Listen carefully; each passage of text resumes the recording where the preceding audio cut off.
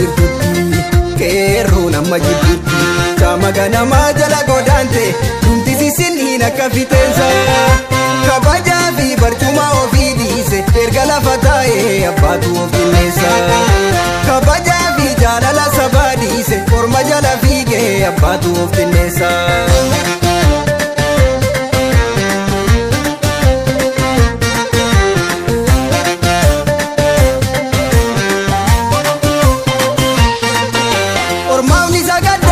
Galata ejjate galchita moggaata chikabe Oromoo ofirraa darbita maaliif darbita kanatu gaafiinatti ta'e marre kanatu raajiinatti ta'e marre kanatu gaafiinatti ta'e marre shakkee marre kanaaf asi jibbee marre kanatu gaafiinatti ta'e marre kanatu raajiinatti ta'e marre kanatu gaafiinatti ta'e marre shakkee marre kanaaf asi jibbee marre otoo boomni jiru dhagaarratti dhagaa darbata hidhaan na fayyisu madaarratti madaa dabalta maaliif dabalta kanatu gaafiinatti ta'e marre kanatu raajiinatti ta'e marre kanatu gaafiinatti ta'e marre shakkee marre kanaaf asi jibbee marre kanatu gaafiinatti ta'e marre kanatu raajiinatti ta'e marre kanatu gaafiinatti ta'e marre shakkee marre kanaaf asi jibbee marre.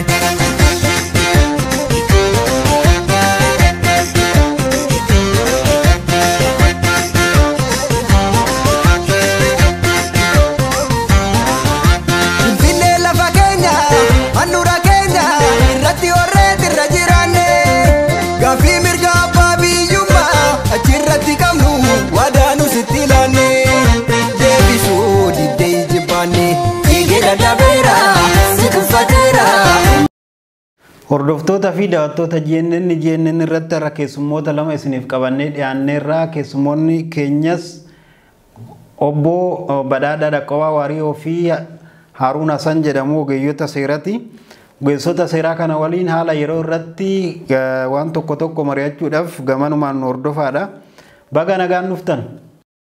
Baga nagaan weeddatis galatoomnoof. Okay, sinis waamicha keenya dhageessanii noowwachuu keessaniif galatoomadha. Egaa haalli yeroo ammaa deemaa jiru haala yeroo ammaa deemaa jiru irratti kan mari'annu mariin keenya kanarraa bal'inaan waa'ee biyyattii keenya keessattuu biyya Itoophiyaa keessaa fi Oromiyaa keessatti waan deemaa jiru irratti waan tokko kaasnee mari'achuudhaaf asirratti kan isin afeerre. Mee garuma gaaffii keenyatti darbuudhaaf gaaffii keenya ka jalqabaa obbo Badhaadhaa Dhaqqabaa Waariyoo irraa hin eegala. Haalli amma biyya keenya keessatti deemaa jiru lola TPLF fi mootummaa federaalaa wajjin wal qabatee guyyoota 10 kan lakkoofsise waraanni ka deemaa jirudha. Waraanni kun mee akka ogeessa seeraa tokkotti akkamitti hubattameet?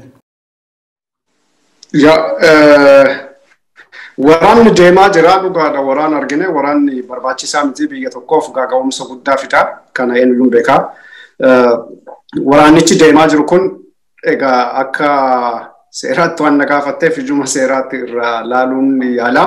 Tokkoffaa waraanni kun koozii hin qabu. Maaliif akka deemaa jiru namni ifatti beeku hin jiru. Lammaffaa biyya Itoophiyaa duwwaa miti federaalii fi naannolii wal dhabuun biyyoota federaalizimii keessatti interestiin mootummaa federaalaatiif interestiin mootummaa naannoo inuma walitti bu'a. Maaliif aangoo qoqqoodee jira heerichi naannoleellee aangoo qoodee jira federaalaallee aangoo qoodee jira. Heera irratti federaalli seera mataa ofii qaba naannoleen heera mataa ofii qabu naannoleen mana maree mataa ofii qabu qaama seera raawwachiiftuu mataa ofii qabu seera hiiktuu mataa qaamolee hundinuu mootummaa tokko jechisiisu naannoleen hundinuyyuu ufitti qabu federaalis ufitti qabu. Wadhabbiin jidduu kanatti uumama addunyaarra waan jiru federaalizimii keessatti haa ta'u malee gara biyya keenyaa yoo dhufne maalidha sababaan lolli kun itti ka'e dubbii heeraan wal qabatu moo maalidha interestii biraattuu duuba jira ka jedhu dubbii kana adda baafnee laaluun barbaachisaadha baay'ee. Wanni heerarra taa'ee konfliktii heerarra jiru yookaan waldhabbiin heerarra jiru naannoo Tigraayiif naannoo federaalaa yookaan mootummaa federaalaa walitti buusaa jiru. Wanti heerarra jiru wanni bu'uura heeraa qabu tokkoyyuu hin jiru. Bu'uura seeraallee kan qabu tokkoyyuu hin jiru. Dubbiin ifa akkuma jalqabarraa hordofaa turre Dr. Abiy aangoo fedhaa mootummaan federaalaa barri umrii isaa dhumee jira waggaa 5 irratti fulbaana darbe harkaa dhume. Mootummaalee saglan keessaa immoo mootummaan naannoo Tigraay dubbii kana jabeessee afoo dhaabate. Icciitiin as bira. Mootummaan Tigraay ammoo filannoo mataa ofii geggeesse isaan sirriidha. Waggaa 5 keessatti filannoo ofii geggeessanii heeraaf amanamoo ta'anii jiru jechaadha mootummaan Tigraay biyya Tigraay. Mootummaan federaalaa ammoo fedha yookaan ammoo hawwii yookaan ammoo eebjuu Dr. Abiy nugusa ta'u mootummaa ta'uuf qabu waa heeraan ala ta'e waa baay'ee asirraatiin qallee turre filannoo sana dabarsanii Oromoota namoota beekamaa hidhee filannoo kana uf duba dabarsee jira. Kun ammoo waldhabbii biyya sana keessatti intensify godhaa yookaan ammoo jabeessaati kadeeme. Haalli aangoo inni ittiin dheeresses fudhatama kan qabu miti. Aangoon dhumee jira heeran kabajjine. Mootummaan Tigraay ammoo heera kabajji jedhaa jira. Garee maafiyaati jedhaanii ture. Osoo kanaan jiru waldhabbiin dubbiin achirraa kaate Abiy turuu barbaada. Jidduu kanatti ammoo gareen sirna nafxanyaa leellisu Itoophiyaa takka ka jedhu gifaa baloo jedhan san baloo warra duuba jedhee sirbu Abiy dudda duuba warra santu jira. Warri sun ammoo quratoo filatoo caccabsi maarree godhe hin loltuu jedhanii haala nama qaanessuun paarlaamattis dubbataa jiru. Dubbiin akka biyyatti osoo hin taane bilchinnaan ala heeraan ala kaa'amee akka diinni biyya horaratti xayyaaraan tumuu yookaan ammoo daangaa biyya biraa akka seenanii yookaan diinni biraa akka biyya horaratti biyya kana to'anne naannoo kana to'anne diina waliin jechuun kun lammii biyya sanaa keessatti lola bu'uura seeraas bu'uura heeraan qabne wallolti jiru uummanni Oromoo beekuu kan barbaadu as sirna nafxanyaaf yookaan warra sirna nafxanyaa deebisuu barbaadu garee Abiyyiif fi TPLF warra federaalizimii dhimmi isaa wallolan ammoo dhimma heera mootummaati. Aangoo kanarra turuu hin dandeettu warra Tigraay jedhaa jiru. Abiy ammoo warra Tigraayitiin maa filannoo geggeeffattan jedhaa jiru.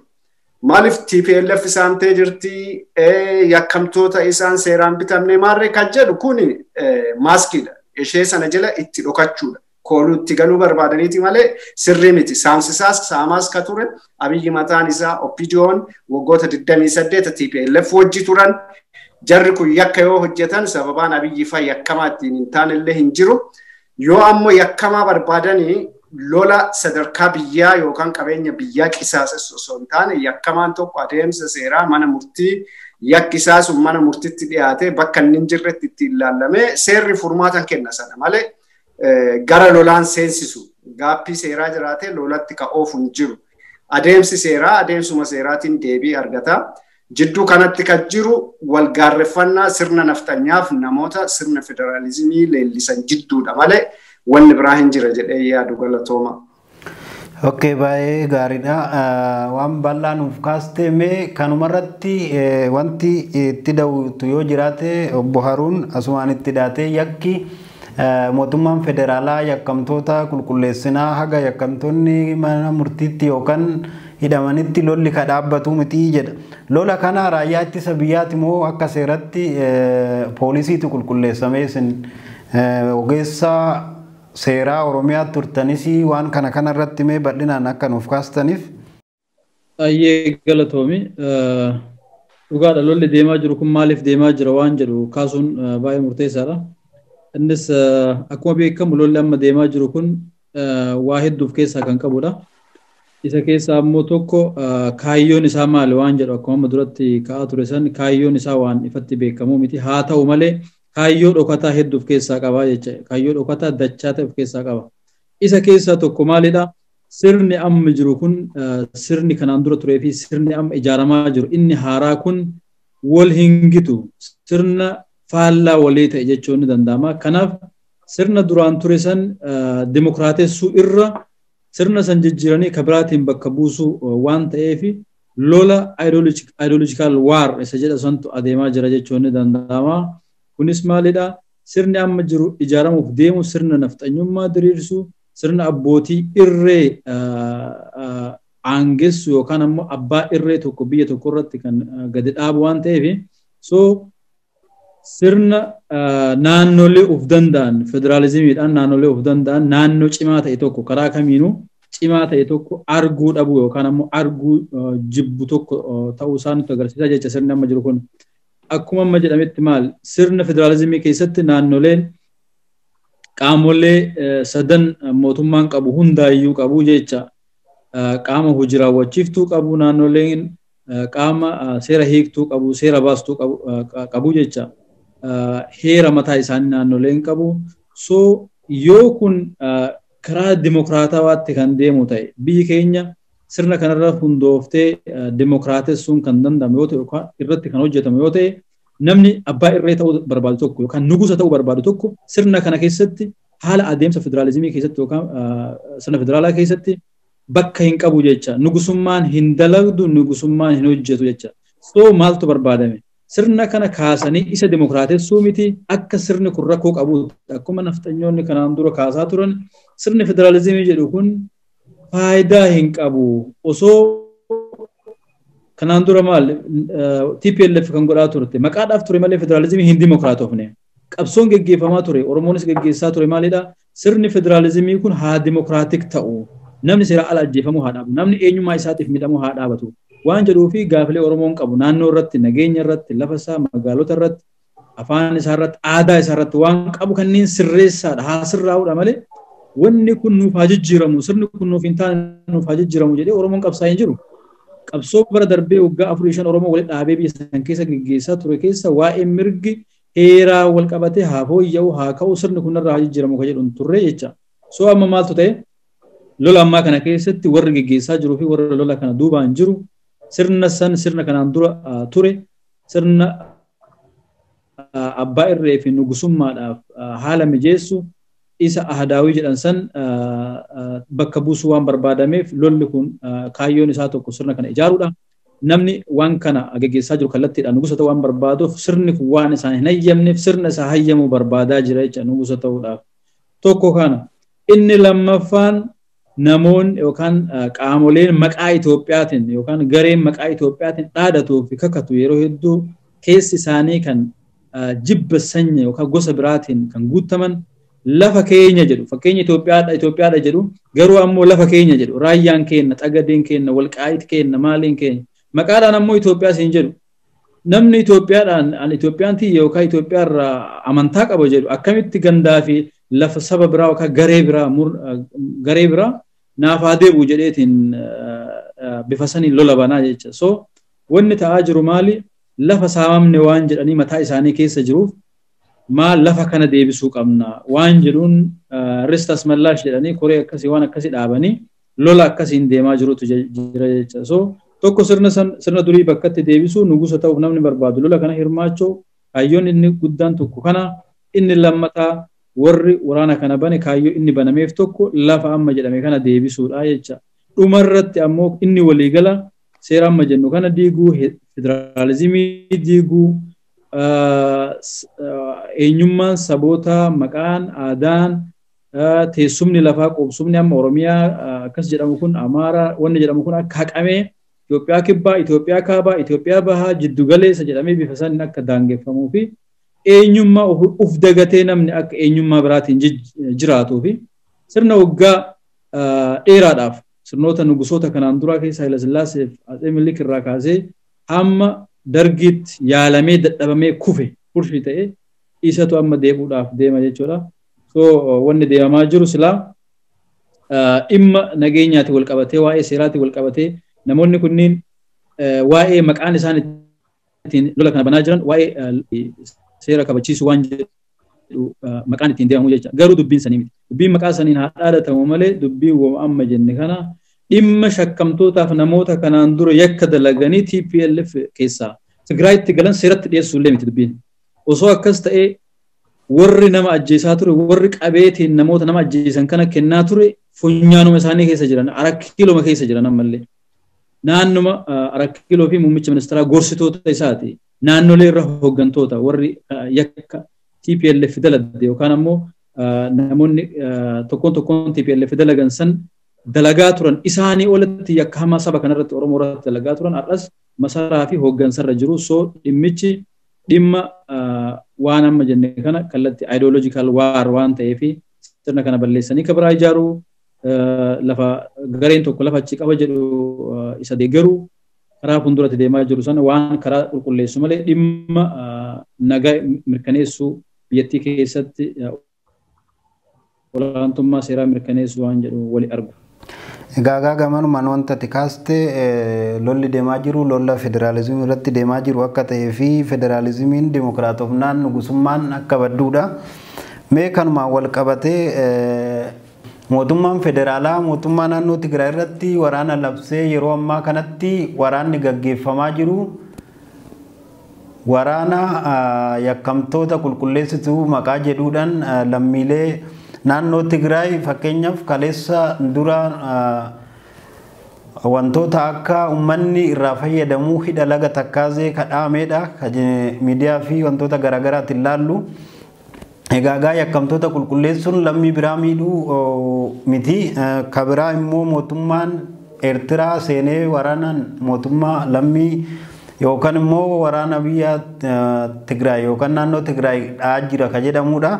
Mee kana irratti seerri akkam jedha mootummaan biyya tokko lammii osoo mootummaan irra jiru seenetoo mootummaan Eertiraa Tigraay dhahuun kun ija seeratiin mee akkamitti ilaalama? Ayye galatoom. Egaa lolicha amala lola kanaa beekuun barbaachisaa natti fakkaata. Amma maal jedhu seera kabachisiisuuf jedha muummichi. Seera keessatti wanni ijoon tokko jira cost benefit analysis. Sadarkaa biyyattii miti sadarkaa namootuma dhuunfattuu wanna sana gaafachuudhaaf gatiin inni na baasisu hagam jedhamee hin tilmaamama. Waan qarshii dhibba kileem gochuuf yookaan qarshii dhibba gaafachuu fi qarshii miliyoona si baasisa yoo ta'e qarshii dhibba mirga irraa qabdu san ka dhiifte wayya. Maaliif qarshii miliyoona hambifattaa jechuudha. Cost benefit analysis sadarkaa maallaqattuu inni kun jira. Tokko Abiyyi amma maal jedhaa warra TPLF kun nama nyaattee jarri kun gaafa nuti TPLF isin argataa jennu oppidiyoon farra ummata marri ummata jettee bar ummata kana ka biyyaa yaaste ka ajjeefte ka hiisifte oppidiyoo madda biltsiginna jettee asirra jiran kana jaruma kana isaanuma bar namni biraan jijjiirame fuuluma kalee akka bulgutti nu sodaachisaa ture gaafa nu waa'ee TPLF ammeenya TPLF itti dubbannu fuula kalee akka bulgutti nu sodaachisaa ture har'a immoo qulqulluu ta'ee waa'ee TPLF garagalee himuu yoo barbaadu xiqqoo gaarii namatti hin ta'u wan nama teejjabsiisa dubbiin guddoon sana miti maaliif jarri kun TPLF yakkamtu yoo taate jarri kunis yakkamaadha isaan wajjin turan kaleessa isaan wajjin ijoollee Oromoo qeensha muraa turan lammii biyya sanaa isaan wajjin godhan inumaa TPLF ole jara kana yakkamtootni guddaan TPLF gandan beektu qeen beektu lafan beektu ka Oromoo saaxilee cabse waggoota 27 jaramma biltsiginna jedhee tooftaa haaraan ija sooqiddaan dhiqatee as ba'e kan ummanni keenya noo jechuu qabu.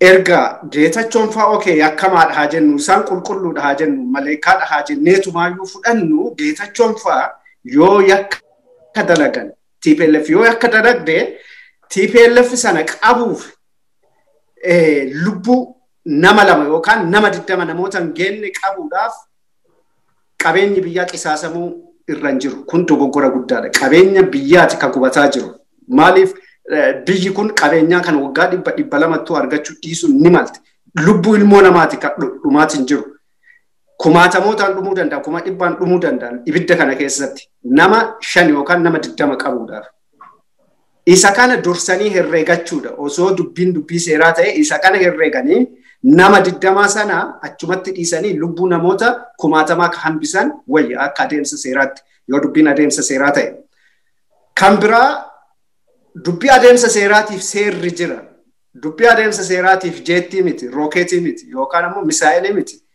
seerri seeraan hiikamaa adeemsi seera deemsa falmii yakkaa jira. Yakkamaan tokko barbaadamee yoo hin jirre yoo qabamuu hin dandeenye akkamta akka jedhu seerri addan lafa kaa'eefii jira.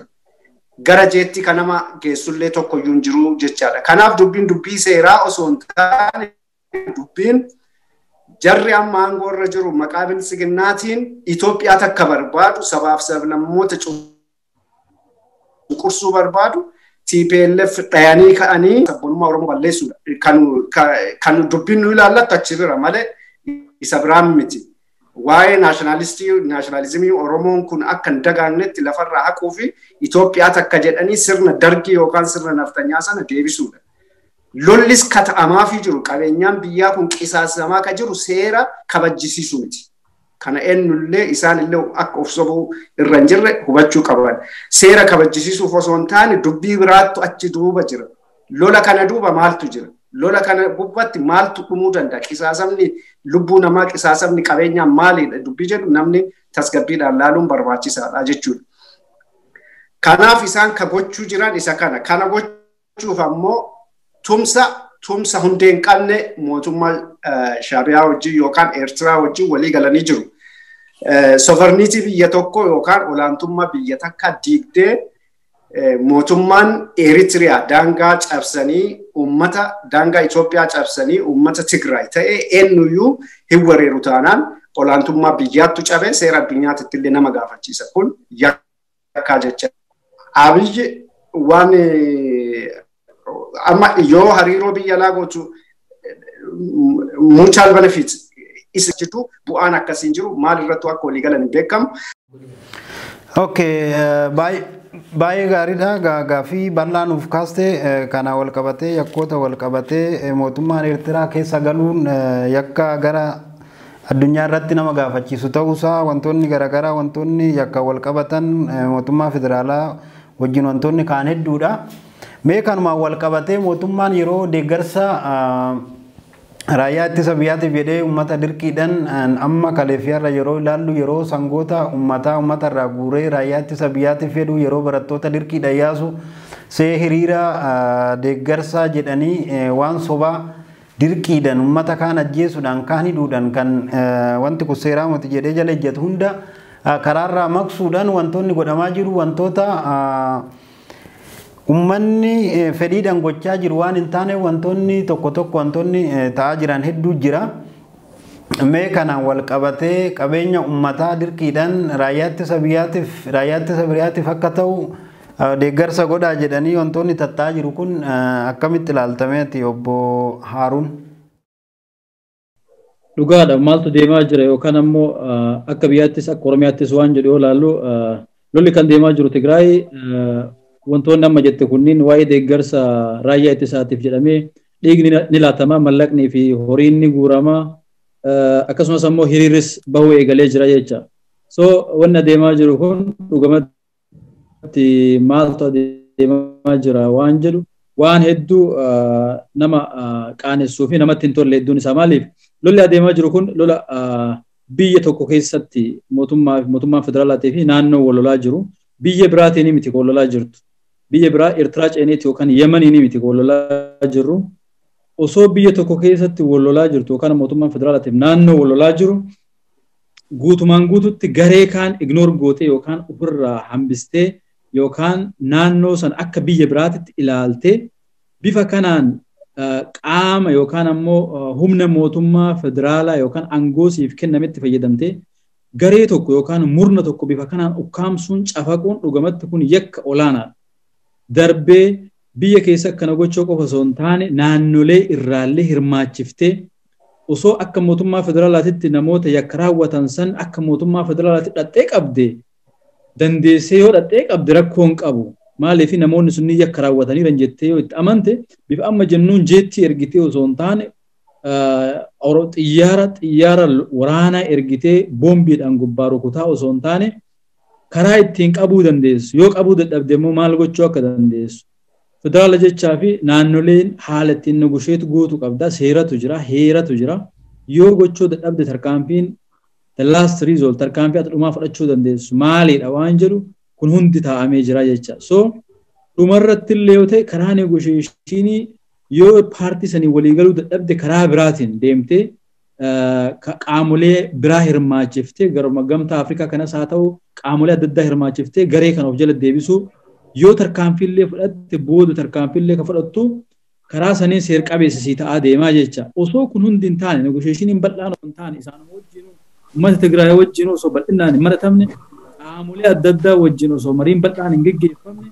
waraanni banamee jecha waraanni kun eenyutti kan banamee akkuma jedhame TPLF namoota 12 yookaan 20 san qabuudhaaf moo jeettiin gaafa waraana gubbaa bombii darbu himuu nama dhibu jecha so deeggarsi amma ta'aa jiru kun waanuma ta'ullee hin qabne ture kun rakkoo siyaasaa biltsiginnaan yookaan sirna biyya bulchaa jiru kun hedduu qorqalbiidhaanis qabatamaanis lafarratti mo'atamuu isaanii lolli kun ammoo deeggarsa dhabuu isaa lolli kun namni rukuti jedhu warroota amma jennu intarastii duubarraa qaban baloo warra amma gifaa baloo warra jedhamu kana yoo hin taane alatti namni Itoophiyaa keessatti Oromoos ta'e sabab sablammoonni keessatti warri kibbaa Somaalee hedduun isaa hin deeggarre so lola hin deeggaramne kana akka deeggarametti akka waan deeggarsa qabu lola ummata fakkeessuudhaaf akka ummanni deeminu lola jedhee fakkeessuudhaaf addunyaanis akka arguuf fakkeenya Oromoon duuba jira sabni biraa duuba jira akka waan lolli kun seer qabeessa wayii ta'e yookaan fudhatama waan qabu ta'e ummanni waan kanatti mootummaa dhiibee mootummaan itti seenee wayii ummanni dhiibbaa ummataatiin mootummaan itti seenee fakkeessuudhaaf waan kana godhaa jira jecha so dubbiin biltsiginnaan gama qorqalbiitiinis gama waraanaatiinis hedduu deemuu dadhabuu jira kan ka'eerraa lolumaayyuu dhiifte jechuun lola dhiiftee nu deeggaraa hiriira nu bahaa jedhamee bifa amma jennu kanaan sangaafaan adda addaa kanneen uummatarraa dirqitti guuruu jiranii jecha yoo uummanni waan kana keessatti hirmaanne dhiiga yoo hin kennine qabeenya isaan dirqiidhaan sirraa guuran kana yoo ati hin kennine karaa biraatiin sitti deeman har'aan kanatti taayitaa karkaa sirraa fudhatu yoo qotee bulaa taate ammoo faayidaa ati argachuu qabdu waan akka xaa'oo kanneen sirraa dhaabu karaa hedduun namni keenya rakkate akkuma bara wayyaanee san walgahii irratti dirqiidhaan akka bahu taasifama. Ilaalee jira haasaa jiran Oromiyaa bakka hundatti miti. Iddoo quubsumni magaalota quubsumni sabootni biraa keessatti baay'atan magaalaa Adaamaa fa'a Jimma fa'a magaalota akkana saboonni hedduun saboonni biraa keessatti baay'atan kana ummata saba biraa yaasanii ummata saba biraatiin warra fakkeenyaaf lola kana deeggaru muraasa fa'a yaasanii isaan duubaan hoohoo akka jechaa jiranis argaa jirra jecha. Kana maaliin mirkaneeffachuu dandeessa? Dhaadannooleen achi jedhaman sun hedduun parsantiin 90 jechuun ni dandeessa Amaariffaan jedhamu. So magaalaa Jimmaa keessatti baatee magaalaa Adaamaa keessatti baatee Mattu keessatti Baddalle keessatti baatee wanni ati parsantii 99 Amaariffaan dhaadannoo akkasii agarsiiftu wanni maal agarsiisa namni abbaan fedhes yoo bahe dhaabni biltsiginnaa jedhamu keessatti Oromiyaa irra jiru kun gogaati olaanaa hongee olaanaatu isaan qunnameera maal hongeen isaan qunname hongeen guddaan deeggarsa ummataa dhabuudha beezii lafarraa dhabuudha so osoo seexannis bahee hiriira wayii irratti hirmaatee fi isaan gammachuu qabu asiin ummata Tigraay fi TPLF qabnadhaa lola biyya irratti bananii osoo namnummaan TPLF wayillee magaalaa wayii keessa namni ni barbaadu jira hiriirumarra nama wayii arguudha malee namni kun maalidha waan jedhu dantaa irraan qaban namni biyya takka ijaara biyya akkasii ijaara haasamu kana osoo hin taane waan kallattii amma deemamaa jiru kana hunda gadhiisee lolli waliinii yookaan civil waariin cimaan biyya san keessa uumamee saboonni lamaan Tigraay akka wal fixuu fi miidhaan gaaga'amni olaanaan gahuu danda'u akka waliigalaatti Itoophiyaa irrattis miidhaan hamaan akka gahuu danda'u waan mul'isutu jira. So mootummaan amma biyya bulchaa jiru kun waa hedduu balleessuu fi gaaga'ama olaanaa geessaa jira. Darbee biyya alaarraa mootummaan naannoo Tigraay dhugaadha dubbatee jira naannoo Eertiraarraa waraanni seenee lolutti jira mootummaa kana deeggaree mootummaa sirna Abiyyi kana jecha. So kun maal agarsiisa gantummaa olaanaa isa treason jedhamu san yakka biyyattii san keessatti adabsiisan olaanaa keessaa mataa kan ta'e isa kana jecha isa yakka gantummaa yookaan treason kan ta'e kanaadha. So biyya biraa deeggarsa qabattee ummata kan kee biyya kan kee irratti bifa kanaan duula waraana akkanaa banuun yakka olaanaadha. So wanni adeemaa jiru dhugamatti waa'ee hedduu rakkisaa fi qaanessaa kan ta'e waan osoo danda'ame dhaabbachuu qabu. Mootummaan amma jiru kun dhaabbatee of Okay, hedduu galatoomii egaa wanti aga ammaatti godhamaa jiru waan nama hundatti hin tollee fi lolli waanuma fedheef waan hin tolleedha. Lolli bu'aan qabu kasaaraa maleedha. Garuu wanti godhamaa jiru poolisii naannoo Oromiyaa gara waraanatti erganii poolisii naannoo Amaaraa immoo gara Wallaggaatti erguun uummata Oromoo dararamaati ka jirani. Wantoonni akkasii kun waan mul'atanidha. Mee kanumaan wal qabsiisee mootummaan kan jechaa jiru lolli godhamaa jiru lola yakkamtoota qulqulleessuti jechuudhaan kan waraana mootummaa naannoo Tigraay irratti labsee waraanaa jiru. Garuu immoo wanti godhamaa jiru galaallee namoota sabaan Tigree ta'an hidhuun Finfinnee keessatti yeroo ammaa kana kaleessa irraa eegalee warroota sabaan Tigree ta'an hidhuun waraana keessa ari'uun akkuma itti dhufe ta'ee warroota immoo ristii deeffannaa lolli haa ka'u jedhee dhufan. Akkuma jedhame warri ristii keenya deeffanna jedhan lolarratti hirmaachuu miti ka jiranii. Mootummaan lolarratti kan hirmaachisuu jiru ilmaan Oromooti. Ilmaan Oromooti kan naqee dhumaa jiru lola faayidaa irraa hin qabneef jecha poolisii naannoo Amaaraa gara Wallaggaa geessee amma dheengadda irraa qabee gara jabummaan ilmaan Oromoo irratti kan raawwachaa jiru naannoo lixaatti poolisii naannoo Amaaraatiin. Poolisiin naannoo Oromoo immoo gara waraanatti kan ergamaa jiru. Mee waan kanarraa akkam goota ofii ristii deeffanna jecha saba biraatiin nu gargaaraa jechuun kun akkamitti ilaaltameet? Galatoomii egaa naannoleen biraa keessayyuu lola kana osoo waa'ee waraana federaalaa hin caqabne waa'ee milishiyaa naannoo Amaaraati ka argine. Hangammaan miidiyaa irraa akkuma argine waraana federaalaa keessaa wareegame jedhanii argine dura milishiyaa naannoo Amaaraati ka deemne. Wanti kun waa baay'ee nu barsiisuu danda'a. Maaliif naannoon Amaaraa dursee hatattamatti federaala dursee akkamitti jidduu seenuu danda'e?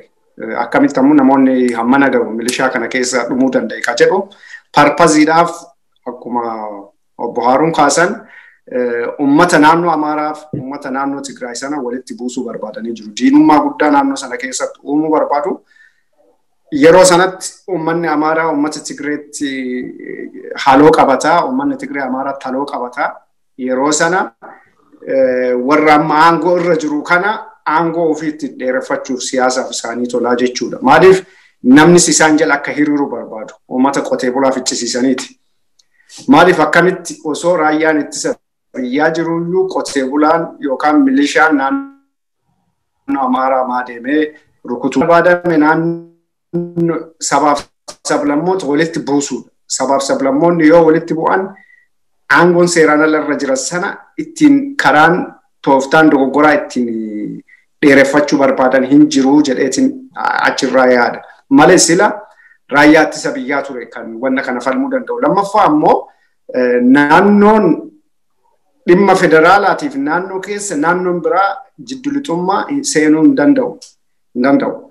Maaliif federaalaaf naannoon Tigraay waan rakkoo walitti qaban isaanumti lamaan yookaan naannoo danda'a daangaa mataa ofii qaba, uummata mataa ofii qaba, mootummaa mataa ofii qaba jennee jirra. Akkamitti mootummaan naannoo biraa deemee mootummaa Tigraay rukutuu danda'a? Haala dogoggora sirna naftanyaa kana keessatti namoonni leellisan naannoo sanarratti baay'inaan jiraachuu danda'u. Achirraa ammoo bu'aa siyaasaa kasaaraa of keessa qabu. Bu'aa siyaasaa ta'e kan kasaaraa makate achirraa argachuuf yaaluu ni danda'u. Lammaffaa naannoon biraa naannoo Affaar yookaan naannoon Oromiyaa naannoo Tigraay sababaan dhaqee lola kanatti hirmaatuuf tokkoyyuu hin jiru. Bu'uura seeraas hin qabu jechaadha. Naannoon of danda'e milishaan naannoo Amaaraa duwwaa eega. Naannoo Tigraay eegee nageenya kabajjisiisuu aangoo akkasii ka kennameef hin qabu. Yookaan ammoo poolisii ittiin hundeeffame kaayoo isaa waa hunda isaa ilaallee nageenya naannoo Oromiyaa eeguuti malee dirqama naannoo Tigraay dhaqee nageenya naannoo Tigraay tiksuuf tokkoyyuu hin jiru jechaadha. Kanaaf naannoo Tigraay yoo rakkoon hin jiraate ta'e mootummaa federaalaatti fixata dubbii kana. Kanaaf wanni ta'amaa jiru lola kanaa miti wanni guddaan lola kana booda hoo yoo TPLF dhaamee booda maalidha ka jedhuudha. Naannee dubbiileen amma mul'ataaran kana irraa kaanii sirna naftanyaa burkutaa'ee shame qabsoo sabaaf sablammoota yeroo dheeraatiin barbadaa'e san Abiyyi ishee tana deebisuudhaaf ka barbaadu. Ishee kana deebisuuf ammoo tilmaamaan akkanumatti jennee osoo hin taane ragaaleen Abiyyi dalagaa jiru maalidha? Ishee jettu takka takkaan pingoonee yookaan keessaa baafnee laaluun dirqama. Tokkoffaa haalumti dubbii isaayyuu akkanumatti ilaaltee maaliif akka deemu namaa gala, nama kamiyyuun gala. Lammaffaa masaraa mootummaa sana keessa kan gochaa jiru haala dubbii isaatiin itti dabalatee. Sadaffaa nama Oromoo jedhamu, sabboonaa Oromoo nama Oromummaa beeku, nama sabaaf sablammoota jedhee daandii sana qabatee jiru. Faana Taaddee Birruufaa warra qabatan isaan balleessuudhaaf Oromiyaa keessa kan hin ajjeefne hin jiru, ajjeesanii jiru, hidhanii jiru. Kana hundayyuu yoo walitti edaanee ilaalle eda'imsi isa kanaa sirna nafxanyaa shame jedhee uummanni keenya qabsoo bara dheeraatiin irratti injifanne jedhe sana Abiyyi ishee tana deebisuudhaaf hafuura du'aa Milinikiitiin isaan gulufaa jira jechuudha. Hafuura du'aa Milinikii yaabbatee isaan gulufee biyya sibidda keessa buusee saba sibidda keessa buusee ofii sibidda keessa bu'uu deemaa jira.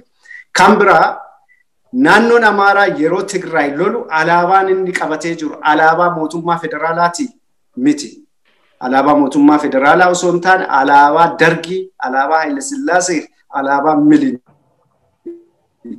Qabsoo sabaaf sablammootatiin kufe jedhame. Alaabaa kana alaabaa lumuxii isa jedhan omaayyuu jidduudhaa kan qabne. Alaabaa kana qabatanii Tigraay lolaa jiranii jechuudha naannoon Amaaraa. Alaabaan isaan qabatan kana. Akka seeraatti ammoo alaabaa kana qabachuu yakka. Seera alaabaa qabna. Itoophiyaan I think waggaa meeqa dura waggaa 7 dura 8 dura na yaadadha seera alaabaa sana qabattee argamuun sihiisisa yakka. Garuu ammatti recognized kan ta'ee alaabaa sana fannisanii uummata Tigraay lolaa jiru. Kana qabnee waliigalatti isa kana hundayyuu yoo qabne lolli kun garam deemaa jira? Akkamitti deemutti jiru? Achi booda maaltu dhufutti jira? Oromoo duwwaa miti sabaaf sablammoota irra maaltu dhufu jira? Naannoleen sagal amma jiran kun achi booda maaltu dhufu jira? Mootummaa akkamiiti? Abiyyiin eebjuudhaan kan yaadee waan applied hin taane eebjuudhaan waan raawwatamuu gonkumaa hin dandeenye eebjuudhaan qabatee ka deemaa jiru mootummaa akkamiiti ka jedhu. Tokko namaatti dhumee biyyeetaa malee mootummaan akka Abiyyi fiduuf deemu kun abadan hin ta'u. Maqaa bilisiginnaa of course namatti tola haa ta'u malee mootummaa nafxanyaati ka'e. Maaliifi paaraameetirii kan hundayyuu ilaaluun dirqama. Ragaalee kan hundayyuu waliif funaannee yoo laalle haalli amma jiru kun baay'ee yaaddessaa fi sodaachisaadha. Tokkoffaa biyya kana gara ibiddatti oofa. Lammaffaa ammoo sirnicha cunqursaa sabaaf sablammoota biyya Itoophiyaa irra ture sana Abiyyi hafuura du'aatiin gulufee eebjuu isaatiin sirna kana fiduudhaaf deemaa jira jechuudha. Lolli guddaan wanni guddaan har'a sadarkaa ibiddaan wal gubutti ka fide xayyaaraan wal haleelutti ka fide ishee kanneen lamaan duwwaadha jechuudha. Maaliif sirna sana deebisuudha? Itoophiyaa takkatti ka jedhu akkisaa kan beekamne garri isaa kan beekamne poolisii kan qabne waanumti isaa kan beekamne kiristaana takka amantii takka biyya takka wanna qomaan dhaadatan. Ka akkasii sana sirna akkasii sana fiduudha ka adeemsi inni jalqabee jiru malee osoo dhugumas mootummaa sabaaf sablammoonni barbaadan ta'e gaafilee Oromoon armaan dura qabu tokkoon deebisu ture. Oromoota akkanatti cunqursanii hidhanii mana hidhaatti hin darban ture. Har'a Oromoon barre liideriin qabu kaan hidhanii jiru kaan maal godhanii jiru namni dhalataan Oromoo har'a confused ta'eera hundinuyyuu. Tokkochi waan qabatu wallaalchisee jira. Isa kana ka godhe ammoo isa ilma abbaa gadaa jedhee Oromoon amanee itti deemee jechuudha. Naannoon Amaaraa afoo bayuun isaallee faaktarii tokko nuu kenna. Haalumti amala lola kanaallee saba Oromoo bal'aadhaan wanni inni kennu hin jira jechuudha. Kanaaf lollumti nuu seeraan ala naannoon itti seeruun ammoo seeraan ala lammaffaati galatoo. Galatoomii Badhaadhaa waan hedduu fi yaada bu'uuraa hedduu nuuf kaaste wantoonni deemaa jiru wantoota gara fuulduraatti yaala yaaddessaadha. Mee kanumarratti hundaa'uudhaan mee obbo Haaruun wanti egaa mootummaa gara waraanatti oofaa tures warruma ristii deeffanna jechaa ture kana akka ta'e haalota tokko tokko irraa ni hubanna. Haalli isaanirraa itti hubannu mootummaa federaalaa gara waraanatti dhiibanii ka galchan ta'uun ristii ofii yookaan qabeenya isaanii qabeenya keenya ka dur deeffanna jedhanii gara waraanatti kan oofanidha. Mee kanumarratti hundaa'uudhaan tarii raayyaan ittisa biyyaa kunis waraanni kun waraana wal mo'u haa ta'uti. Egaa waraanni deemaa jiru waraana siivil waaridha. Waraana qabeenyaa guddaa waraana lubbuu guddaa galaafatee ammarree galaafachuudha deemu gara fuulduraatti. Mee osoo mootummaan kun dhugumaan waraana naannoo Tigraay kana mo'ee ka deebi'u ta'e akka warri ristii deeffanna jedhee uummata Oromootiin Tigraay moonee haa deebinu malee wanti goonu ni jira yaanni jedhu tokko tokko ni ka'a gara warra nafxanyaa kanaa. Mee sambooda mootummaa akkamii yookaan sirna akkamiitu hundaa jettanii yaaddu isin akka amma laalaa jirtan kanatti? Egaa calqabarraa kaasee lola kanatti akkamiin seename wanni jedhu murteessaadha.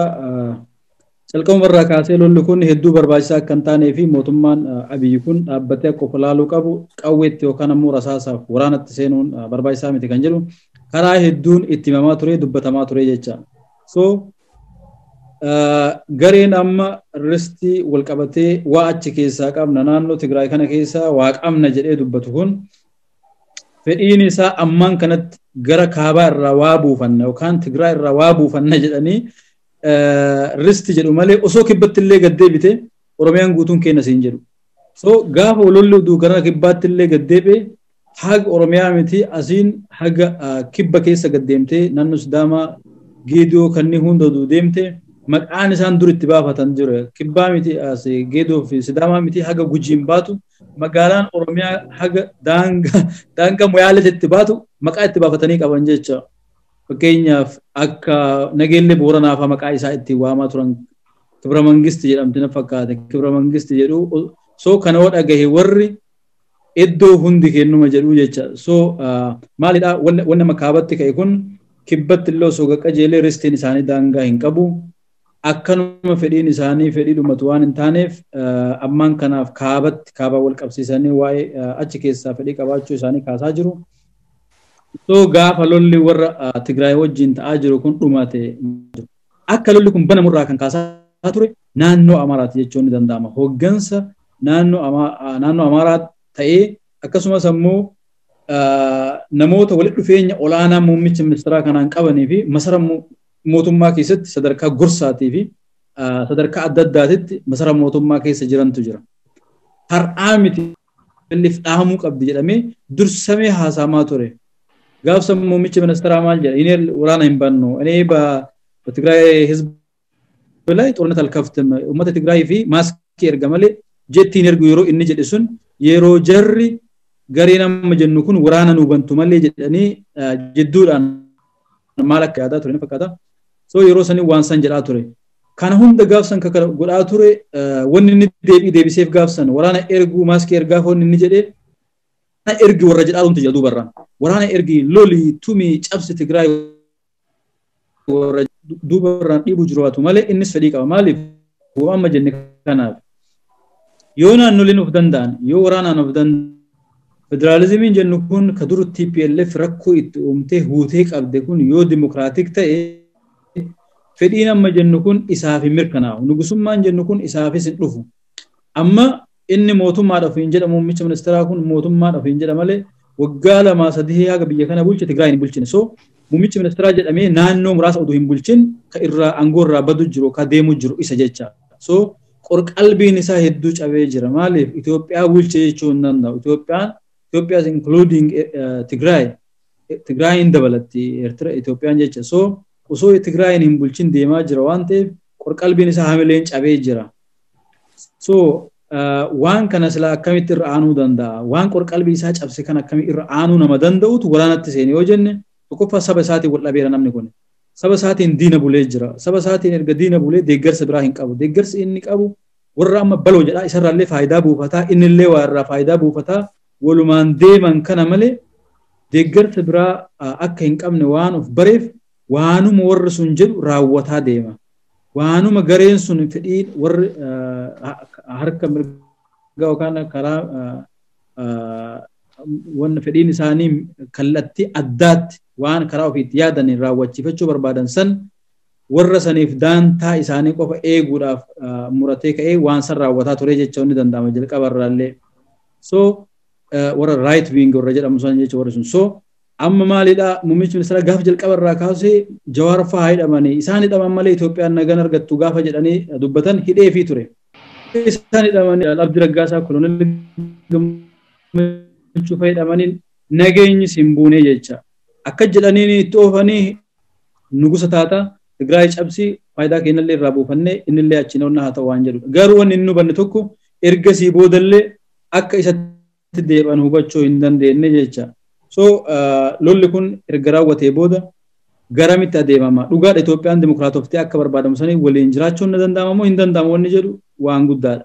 Abadan waan danda'amu natti hin fakkaatu. Maaliif biyya kan kee uummata kan kee irratti jeettiidhaan waraana bantee nama 12 qaba jettee jeettiidhaan bantee laali kan namoonni sunni Maqalee keessa jirani.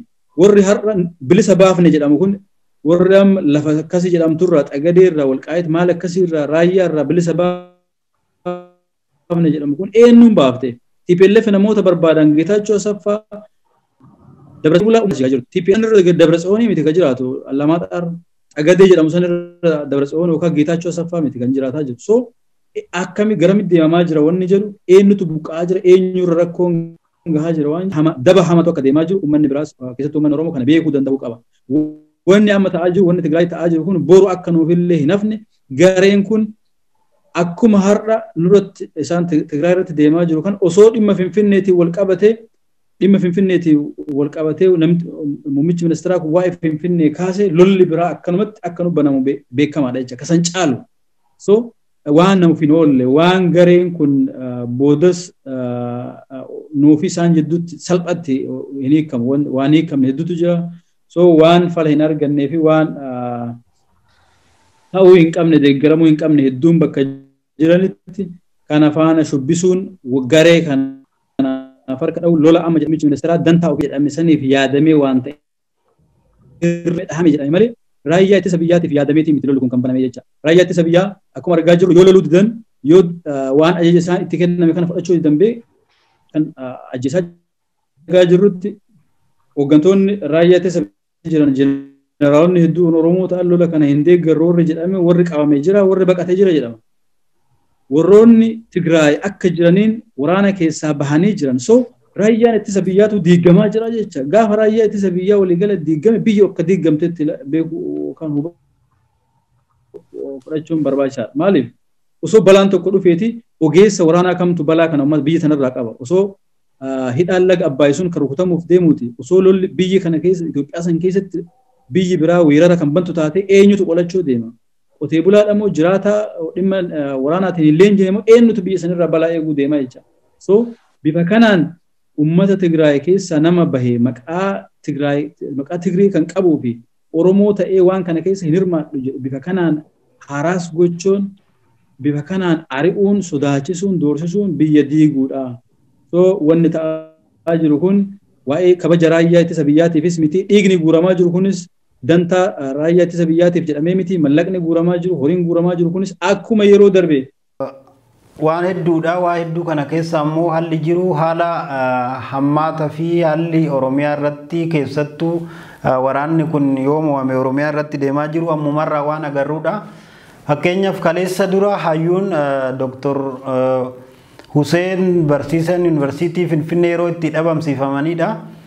Egaa kanuma kanarraa wanti ka'u maqaa shaneetiin jeneraalonni tokko tokko shaneen gara TPLF ti kan nu dhahaa jiru shaneedha jechuun booda faala mijeeffachuu akka ta'e kan asumaan mul'achaa jirudha.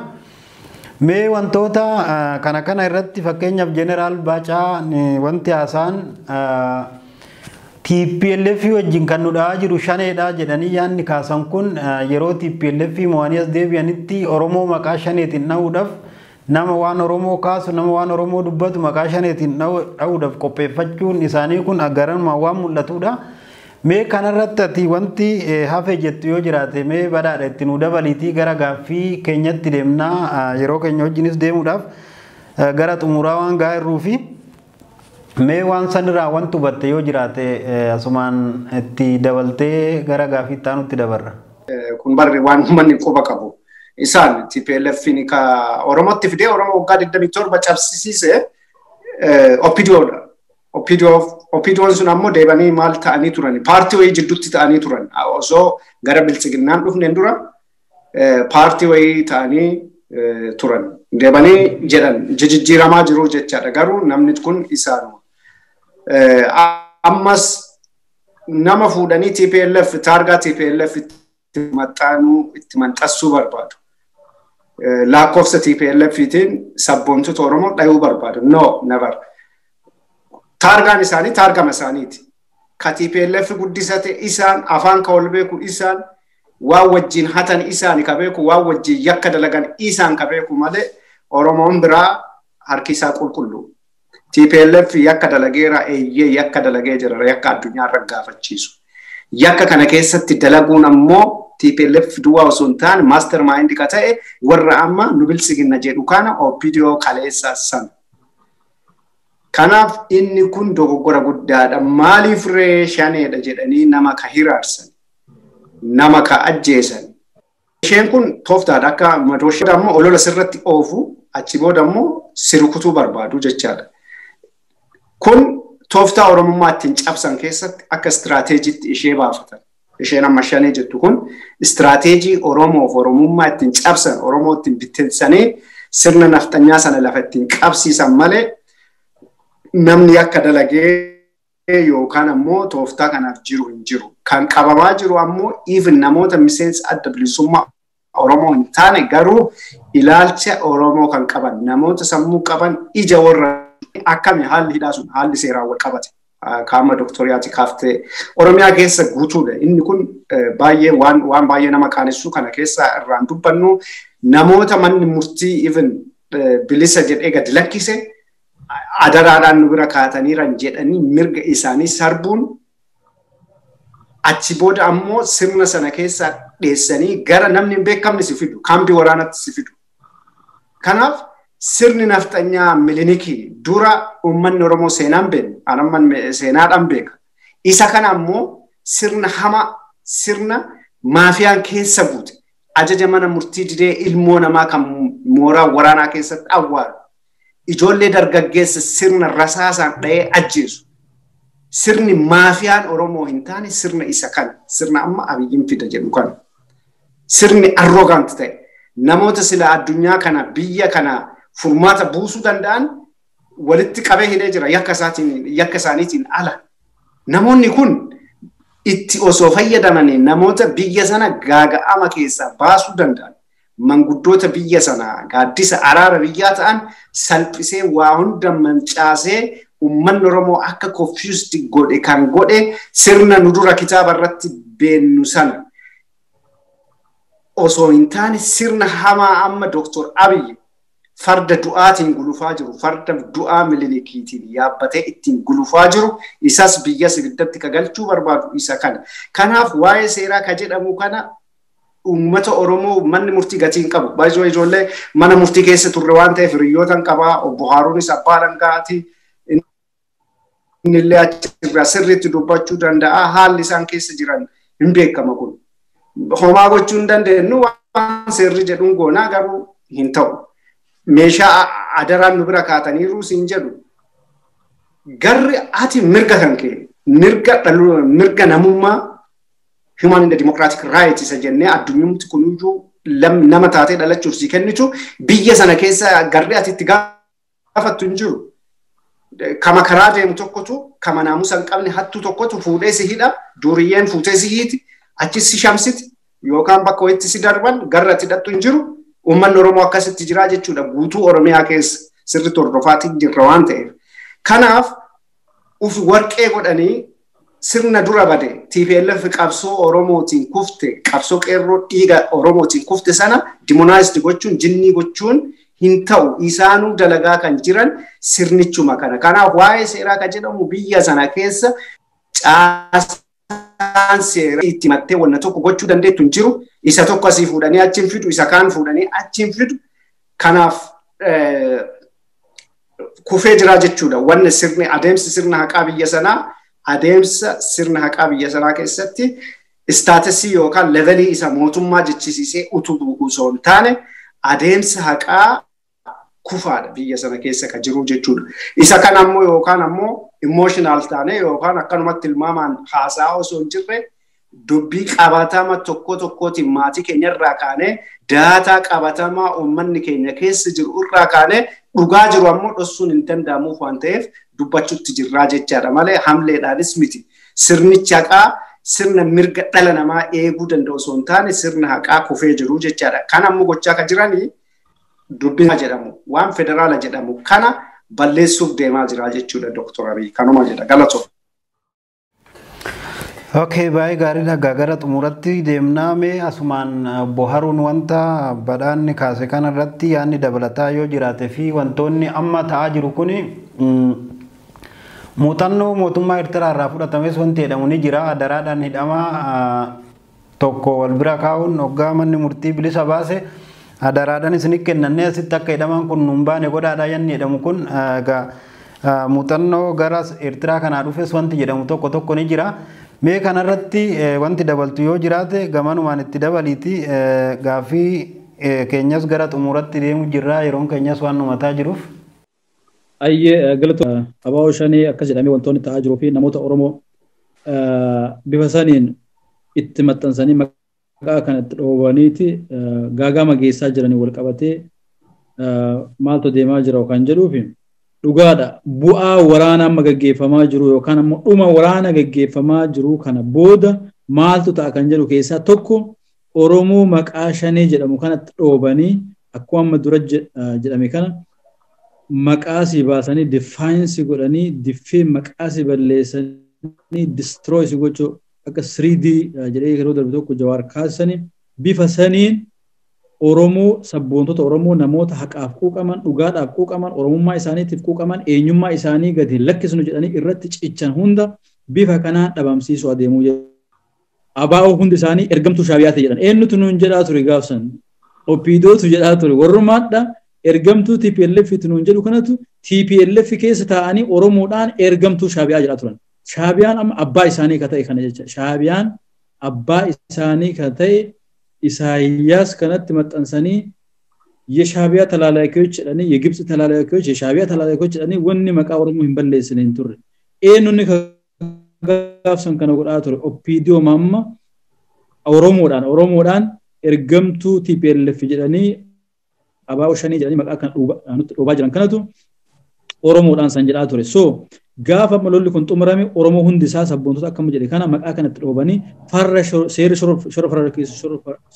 shororkeessummaa lafa jira jecha bahee lafa jira waan ta'eef inni ka amma bahee kunis kan fooyyee yeroo darbe bahee kunis isa yeroo kanaan dura ture 652 kanaan dura ture san isumaan garaagarummaa hedduu hin qabu isuma jalatti namoota akka barbaadanitti himatanii Oromoo hunda mana hidhaatti deebisuu ajjeesuu iddoo isaan concentration camp bakka hidhaa jedhamee bakkoota akka meeshaatitti Oromoo kuusanii kaan kana hundatti ol guuruu deemamaa jecha so Oromoon kana daddafee beekuu danda'uudha qaba wanti har'a abaa'oo shaniin akkasii ni balaaleffanna maali TPLF ni balaaleffanna wanni jedhamu kun waa malee miti booda seera baasanii qaamolee kana shororkeessitoota jedhamee seerri bahee tumamee sana booda abbaa fedhe miidiyaa asirra dubbatu kanas abaa'oo shaneedha shororkeessaadha siin jedhu yoo isaan mormite gaazexeenya biyya keessa jirus kawaa barreessu abaa'oo shaneedha paartiin jabaan tokko biltsiginnaaf dhaabbatus abaa'oo shaneedha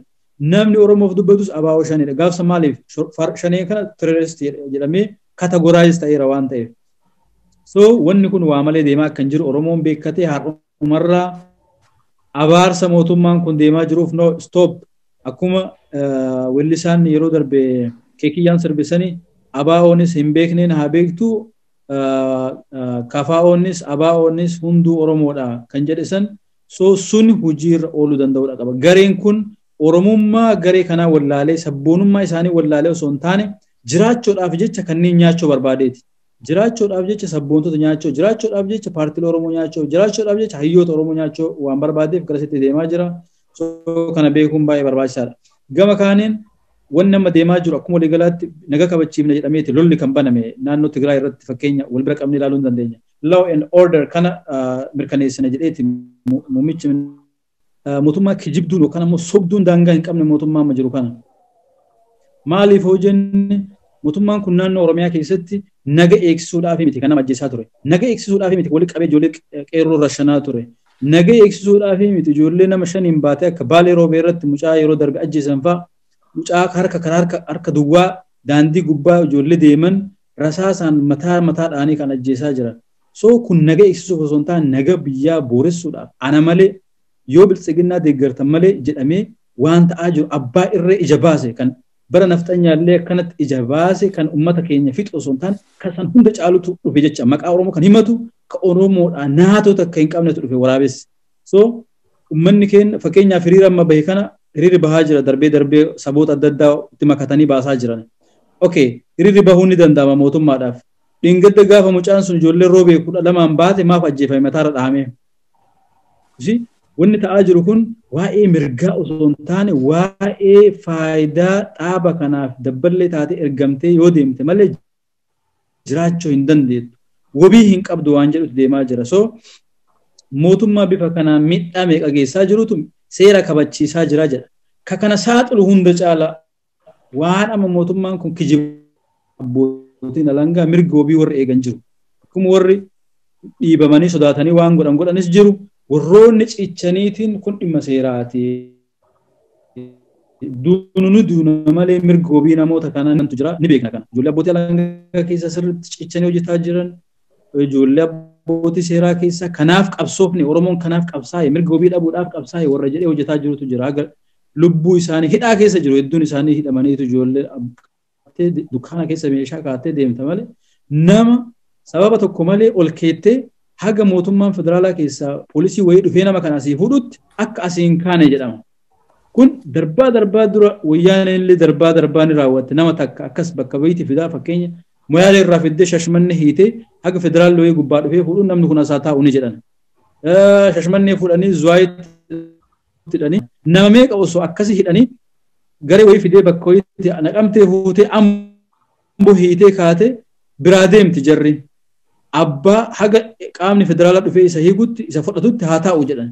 Jarri achi fala kennuu hin dandeettu qaamni federaalaa gubbaa dhufee nama kana fuudhuu hin danda'u hin fuudhu akkasii nama meeqa waggaa meeqa hidhamee taa'e. Nama meeqa tokko Oromoo meeqa tokkasitti mana hidhaa keessa shamee jecha kan lubbuun isaa darbitee jira jecha bifa kanaan. Amma san caalu sun darbee nama takka lama oonagi abaa ola jedhamee yoo san akkas godhamaa ture. Kun amma jumlaadhaan kan Oromoon mana hidhaa darbee mana barumsaa keessa hidhamee kan taa'aa jiru. Mirga wabii eegamu akka amma jenne kan akka hin baane godhamee daraadhaan kan taa'aa jiru. Osoo seerri kan kabajamu ta'eeti osoo law and order amma Tigraay irratti seera kabachiisuudhaaf godhaa jirra mootummaa tokkicha jira akkana goona jedhu kun mootummaan seera ofii kabajee nama funyaa isaa jala hidhamee Finfinnee keessa mirga wabii dhabe nama funyaa mootummaa sanii jalatti sabbata burraayyuutti mirga wabii argatee seerri moonni murtii haa bahu jedhe ajaja mana murtii fudhachuudhaaf didanii yoo manni murtii mirga wabiitiin baase mana murtii biraatitti waajjira poolisaa biraatitti shifti godhan. Kun maali akka namni sun mirga isaatti hin fayyadamne waan heerri kennee sanatti akka hin fayyadamne taasisuudha. So mootummaa seera kabachiisu kabaja seeraa qabu osoo hin taane mootummaa farra seeraati mootummaan amma jiru kun jechuun ni danda'a. Maaliif dhugamatti mootummaa seeraa kabajuudhaaf hin qophoofne kabaja diiguu barbaadu. Barraa qoree giddu galeessaa jedhamee achi gara godinaatitti achi gara aanaatitti achi gandaatitti maal waan jedhan jira caasaan. Amma sun hafee namni muummicha ministeeraa jedhamu kun gubbaadha haga gaditti gad bilbila jedhan haga aanaaf magaalaatitti. Kuni maal caasama kanaan dura ture sirna federaalizimii keessa haa xiqqaatu haa guddatu rakkoolee hedduu jiranii san fooyyessuu dhiisee inuma gubbaa irraa akkasumaan muummicha ministeeraa irraa haga aanaatii yoo ka bilbiltu taate poolisiidhaan ofii ajajju taate poolisiidhaan baluun hiriira hojii bahan polisi liyyoo haayilii jedhamee ganama jedhama. So dhoofnoo jedhanii gubbaatti biloonni isa gaafatan dhahaa fi lafarraa mataa keessa ka jedhu tokko isa. So bifa kanaan sirna haqaa diigee sirna bulchiinsaa hunda diigee akka fedhetti kan taphataa jiru biyyattii kan diigaa jiru gaagama olaanaaf kan saaxilaa jiru isa. So Oromiyaa fi masara fageenya kiiloomeetira 15 masara isaa jala jiru osoo hin kabachiisin olaantummaa seeraa odoo achitti mirkaneessin Tigraayitti seera kabachiisaa jira jedhee. Okay, gaaffii gara goolabuutti kadeemne yaadni haga ammaatti mari'anne hafe yookaan itti dabalamuu qaba jettee wanti yaaddu yoo jiraate gamanumaan itti daballee gara goolabuutti deemna. Ani gaaffii koosuma irratti hin xumura. Ayyee homaayyuu wanni itti dabalu baay'een hin jiru, waa baay'ee kakkaafnee jirra. Haalli uummanni keenya keessa jiru baay'ee ulfaataadha. Haa ta'u malee namni ilmi Oromoo kamiyyuu raayyaa ittisa biyyaa keessa ta'e poolisii keessa ta'e meeshaa waraanaa inni harkaa qabu Tigraay irraa waa hedduu barachuu qaba jenneeti kan yaadu ofii kooti deemee biyya lola san fakkaanne keessa ibidda keessa dhumuun qabu. Amma immoo hiriira nu deeggaraa mootummaan bilchiginnaa yookaan immoo mootummaan sirna naftanyaa gaafataa jira nu baa jedhaa jiru. Yoo danda'an qeerroon Oromoo bayuu dhiisu yoo bayan immoo hiriira sanaa dhugatti gara haqa onnee isaanii keessa jiru gara mormitti jijjiiruudhaan mormii ofii fincila ofii agarsiisuudhaaf uummata Oromootiif dhaabbachuu qabu yaada jedhu duwwaa qaba galatooma. Galatoomadha. Egaa isinis waamicha keenya waattanii GNN irratti marii bal'aan wajjin gochuu keessaniif yeroo keessan irraa qooddattanii asitti argamuu keessaniif galatoomadha. Galatooma. Galatooma, galatooma. Hordoftoota fi daawwattoota GNN marii bal'aa obbo Haarun Huseen fi Badhaadhaa Waarii wajjin goone asuma irratti xumurraa yeroo biraa marii biraatiin aga walitti deebinutti nagaan nu tura. Otobomni jiru dhagaarratti dhagaa darbata hidhaan na fayyisu madaarratti madaa dabalta maaliif dabalta kanatu gaafiinatti ta'ee marree kanatu raadiinatti ta'ee marree kanatu gaafiinatti ta'ee marree shakkee marree kanaaf asi jibbee marree kanatu gaafiinatti ta'ee marree kanatu raadiinatti ta'ee marree kanatu gaafiinatti ta'ee marree shakkee marree kanaaf asi jibbee marree.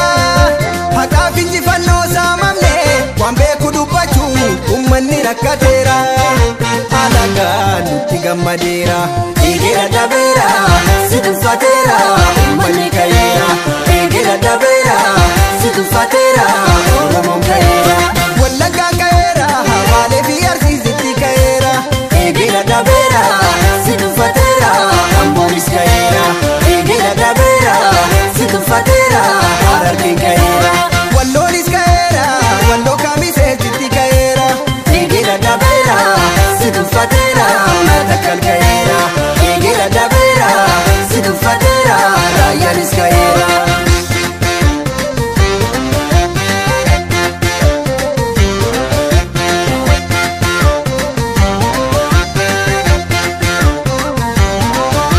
warega malubuti kaniti gone kayof tarsimoda ni kamone galalli sabakoromo malif kanata me maluma sigone nutimi maluma sigone ajalu dabe